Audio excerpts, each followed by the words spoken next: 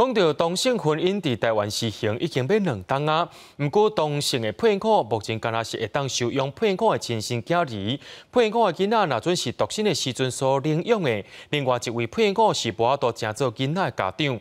民间团体伫今仔日宣布，会透过3对同性收养家庭来拍官司，争取因的权利。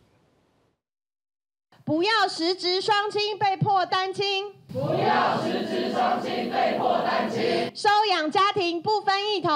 7月8号，施行法伫2019年通过了后，同性伴侣会使结婚，但是司法境敢若会使收养配偶的亲生囡仔。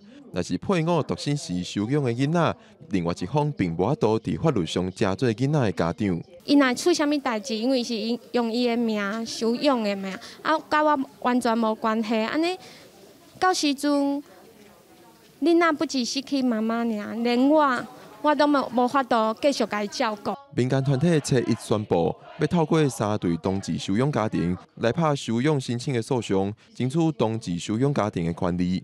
那我们目前诉讼的这个策略就是说，我们希望从1审开始，那最终我们可以希望走到宪法法庭的宪法解释。我们希望大法官、宪法法庭能够针对748施行法的这些相关的规定有没有违反宪法或违反儿童权利公约，做出相关的解释。那当然，如果诉讼过程当中立法院已经修法成功了，我想也是非常大家乐见的结果。民间团体表示，目前同性伴侣无法度共同收养囡仔。